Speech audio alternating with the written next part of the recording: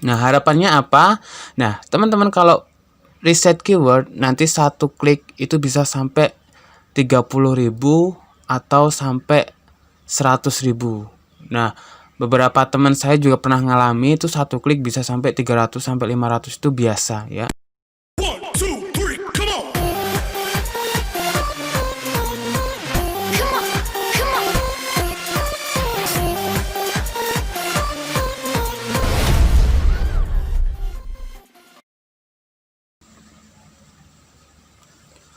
Assalamualaikum warahmatullahi wabarakatuh.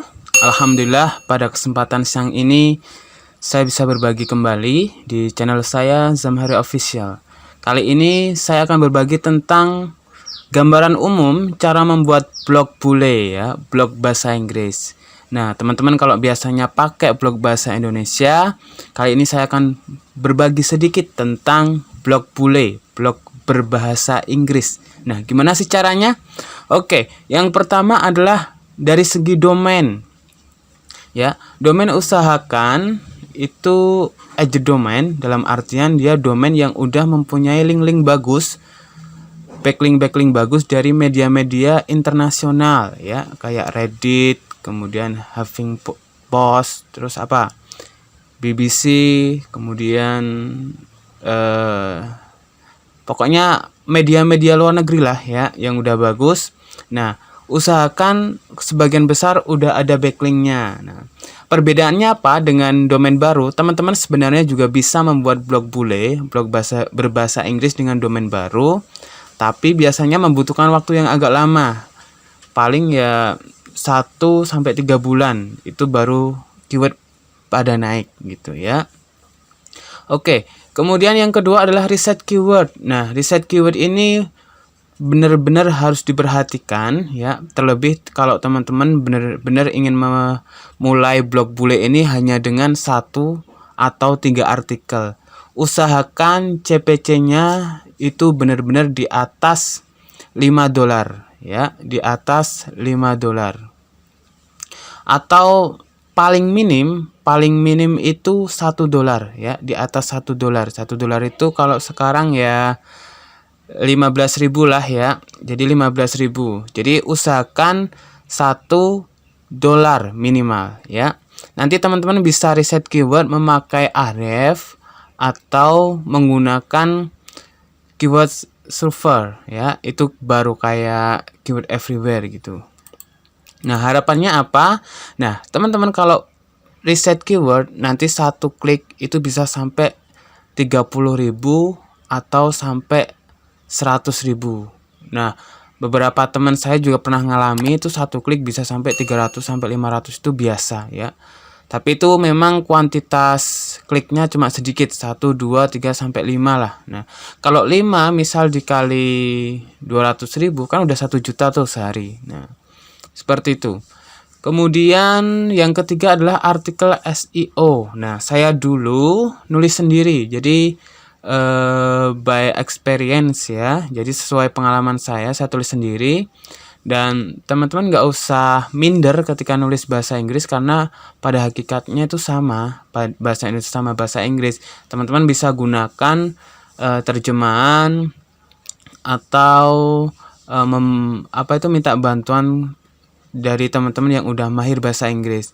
Nah, sekarang pun Google terjemahan itu udah bagus, udah lumayan lah, udah bagus banget untuk untuk artikel bahasa Inggris. Jadi teman-teman tinggal tulis artikel bahasa Indonesianya, nanti tinggal diterjemahin seperti itu. Nah, opsi yang kedua teman-teman bisa pesan artikel bahasa Inggris, tapi saran saya teman-teman harus menguasai keyword yang ingin ditulis. Nah, misalnya teman-teman pesan kepada content writer. Nah, teman-teman kasih tuh konsep artikelnya.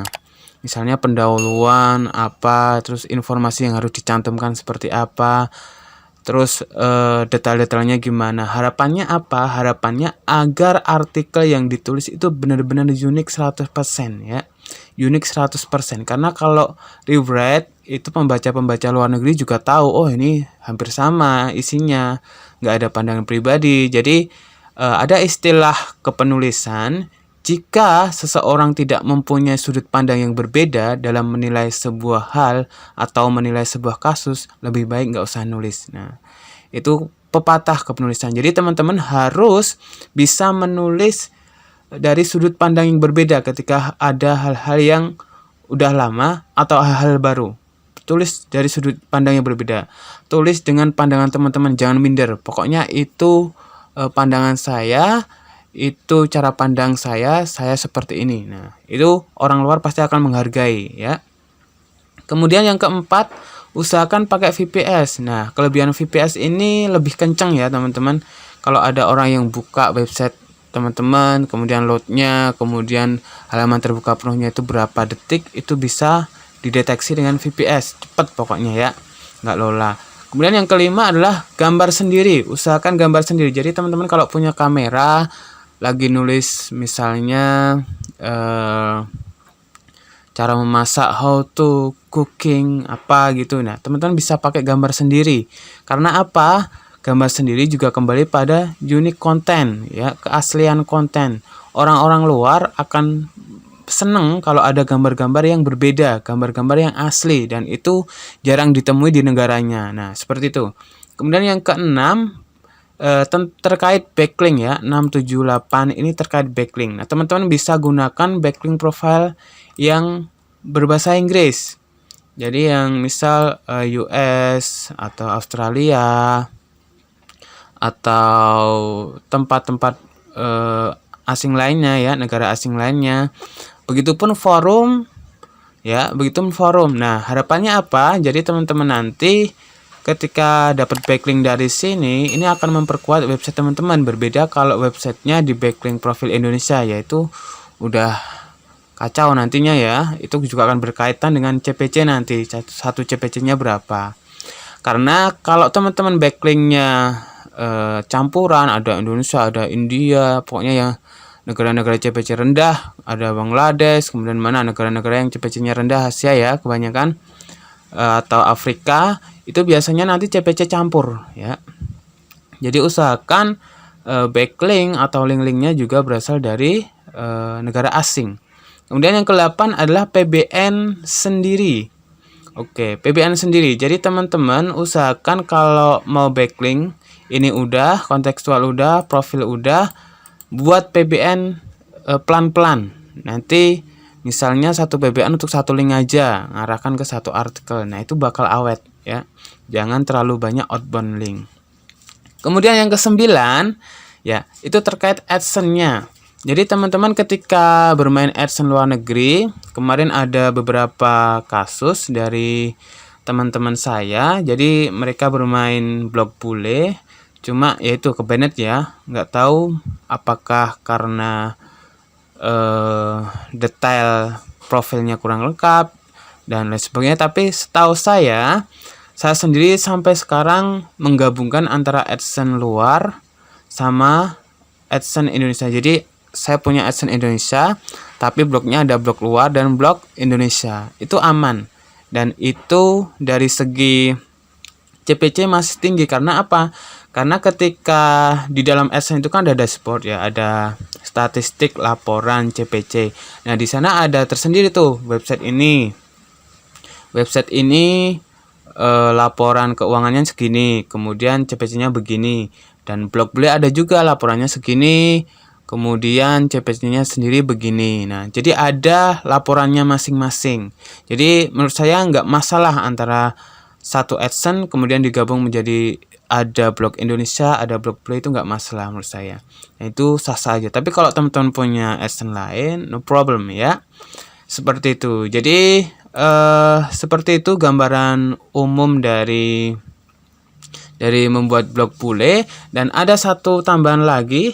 Nah, teman-teman ketika berbicara blog bule tentu akan kesulitan awal-awal untuk mencari visitor. Nah, teman-teman bisa manfaatkan media-media seperti Pinterest, kemudian media Facebook untuk menjangkau pengunjung luar negeri, pakai akun apa itu yang bule ya, cari teman-teman yang senegara asing ya.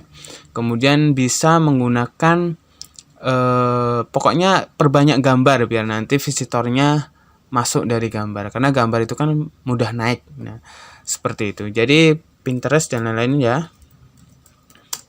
Nah, seperti itu 10 gambaran cara membuat blog bule, blog berbahasa Inggris. Mudah-mudahan ini bermanfaat. Teman-teman bisa praktek, karena dengan blog bule kita nggak usah capek-capek cari visitor terlalu banyak. Bahkan 1, 2, 3 pun kita 1, 2, 3 klik pun bisa gajian kalau kliknya itu besar ya. Demikian, terima kasih. Assalamualaikum warahmatullahi wabarakatuh.